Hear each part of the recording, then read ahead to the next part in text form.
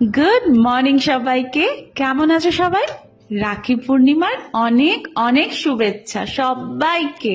তাহলে আজ কে কি করছো? বাড়িতে লোকজন আসছে নাকি তোমরা কারোর বাড়িতে যাচ্ছ? আজকের দিনে ভাই বোনেদের বেশ মজা বলো।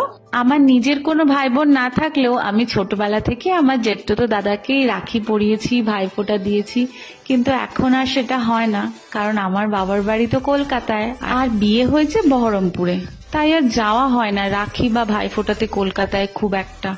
বিয়ের পরপর যদিও বা রাখি ভাইফোঁটাতে কলকাতায় যেতাম, কিন্তু যবে থেকে মেয়ের পড়াশোনা স্কুল স্টার্ট হয়েছে তবে থেকে আর যাওয়া হয় না, কারণ রাখিতে এখন আর স্কুলগুলো ছুটি দেয় না। আর ভাইফোঁটার সময় ওই দিওয়ালির ভ্যাকেশনে আমরা সাধারণত বাইরে বেড়াতে যাই।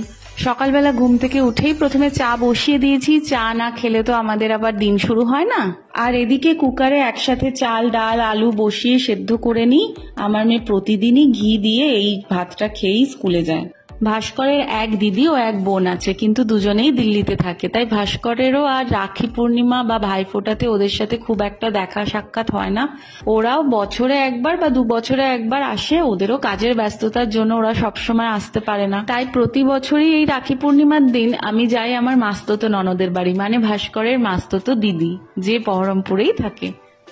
এখানে এখন মেয়ের টিফিনের প্রিপারেশন চলছে, কিছুই সেরকম করা হয়নি। গতকাল যেহেতু তালের বড়া হয়েছিল, আর আমার মেয়ের ফেভারিট হলো তালের বড়া, তো ও বলেছিল মা আজকে তালের বড়াই টিফিনে দিয়ে দাও, তাই একটু ব্রেড বাটার আর তালের বড়া দিয়ে দিচ্ছি টিফিনে। ও আজকে ওর ফুলপিপির বাড়ি যেতে পারবে না বলে ওর একটু মনটা খারাপ। আমার মাসতুতো ননদকে ও ফুলপিপি বলেই ডাকে, যেহেতু ওর স্কুল আছে আর আমরা দুপুরবেলা যাচ্ছি ওদের বাড়ি, তাই জন্য ও তো যেতে পারবে না, কারণ ওর স্কুল ছুটি 3:30-র সময়, তাই একটু মনটা খারাপ। মুডটা যাতে একটু ঠিক হয় তাই জন্য বলেছি আজকে যেতে পারছিস না ফুলপিপির বাড়ি, ঠিক আছে বুধবার তোকে আমি আর পাপা বিকেলবেলা বেড়াতে নিয়ে যাব। আজকে যেহেতু রাখি পূর্ণিমা, এত রাখি নিয়ে স্কুলে যাচ্ছে আজকে ব্যাগে করে, সব ফ্রেন্ডসদের টিচার্সদের পড়াবে বলে। আমরাও এরকম করতাম, স্কুল থেকে যখন ফিরতাম 2 হাত ভর্তি রাখি থাকতো। এদেরকে দেখে আমাদের সময়গুলো মনে পড়ে যায়। স্কুলে বেরোনোর আগে ভাতটা যদি খাইয়ে দিই তবে পেট ভরে পুরো ভাতটা খাবে, আর না হলে অর্ধেকটা খাবে, বাকিটা রেখে দিয়ে চলে যাবে। এবার রেডি হয়ে স্কুলে বেরোবে। ও প্রতিদিন স্কুলে যাওয়ার সময় বাড়ির সবাইকে এইভাবে প্রণাম করে যায়, এটা ওর বাবা ওকে শিখিয়েছে। আমাদের বাড়ির সামনে এখনো সেই ড্রেন তৈরির কাজ চলছে, কবে যে শেষ হবে জানি না। খুবই অসুবিধা করে যাতায়াত করতে হচ্ছে, আর যেহেতু চারিদিকে মাটি খোঁড়া হয়েছে আর এখন বর্ষাকাল, সবসময় বৃষ্টি পড়ছে, রাস্তাঘাট এত কাদা হচ্ছে, হাঁটা চলা করা বা গাড়ি চালানো খুব সমস্যা হয়ে গেছে। আজকে যেহেতু লাঞ্চ ননদের বাড়িতে করব, তাই দুপুরে রান্নার সেরকম ঝামেলা নেই। ওই শ্বশুরমশাইয়ের জন্য অল্প কিছু রান্না করে দিয়ে যাচ্ছি। শাশুড়িমা অলরেডি ননদের বাড়িতে চলে গেছে গতকাল, আজকে আমরা যাচ্ছি। আর ব্রেকফাস্টে আজকে সবার জন্য ডালিয়া বানিয়ে নিয়েছি। স্নান হয়ে গেছে, ভাবলাম প্রথমে কুর্তি পরেই চলে যাই, কারণ মাঝে মধ্যেই বৃষ্টি হচ্ছে আর আমার কাছে তো কমফর্টটা আগে, তো কুর্তি আমার কাছে খুব কমফোর্টেবল একটা জিনিস। বাট তারপরে ভাবলাম থাক, রাখি পূর্ণিমা, ওদের বাড়িতেই পূর্ণিমা পুজোও হচ্ছে, তো আজকে শাড়িটাই পরি। শাড়ি পরলেই তো তার সাথে এবারে ম্যাচিং জুয়েলারি খোঁজাখুঁজি শুরু হয়ে যায়। এত জুয়েলারি কিনি, কিন্তু যখন কোথাও বেরোই তখন আর আমি কিছু ম্যাচিং জুয়েলারি খুঁজে পাই না। এখানে বোধহয় আমি 2 থেকে 3 বার আমি হার আর কানের চেঞ্জ করেছি, মানে হার ম্যাচ হচ্ছে তো কানের ম্যাচ হচ্ছে না, তো কানের ম্যাচ হচ্ছে তো হার ম্যাচ হচ্ছে না। যাই হোক, ফাইনালি রেডি হয়ে এখন আমরা দুজনে বেরোবো। 12টা বাজে, আমাদের আবার 3:30-র মধ্যে ব্যাক করতেও হবে, কারণ 3:30-র সময় মেয়ের স্কুল ছুটি, তো ওকে একেবারে স্কুল থেকে নিয়ে বাড়ি ফিরবো। যেমন কড়া রোদ উঠেছে, তেমনি আবার মাঝে মাঝে এক পশলা করে বৃষ্টিও পড়ছে। গাড়ি সোজা চলতে শুরু করলো হাই রোডের দিকে। আমরা যাব বহরমপুর গোড়াবাজার এলাকায়, ওদের বাড়িটা ওখানে। আমরা এবারে ব্রিজটা পার করছি, এটা হলো রামেন্দ্র সুন্দর ত্রিবেদী সেতু, যেটা ভাগীরথী নদীর ওপর। আমি তো সবসময় যখন একা যাই তখন নৌকা পার হই, এখন যেহেতু গাড়িতে যাচ্ছি তো ব্রিজ পার হয়ে যাচ্ছি। মেয়েকে নিয়ে আসতে পারিনি সাথে করে, এই জন্য মনটা আমারও খারাপ করছে, কারণ আমি যেখানেই যাই ওকে নিয়ে যাই, আর ও কারো বাড়ি যেতে ভীষণ ভালোবাসে, আর ফুলপিপি তো ওর ফেভারিট। মোহন মলের সামনে দাঁড়াতেই দেখলাম এক ঝাঁক স্কুলের পড়ুয়ারা বোধহয় কোনো প্রোগ্রাম করছে, হয়তো রাখি বন্ধন উৎসব উপলক্ষে।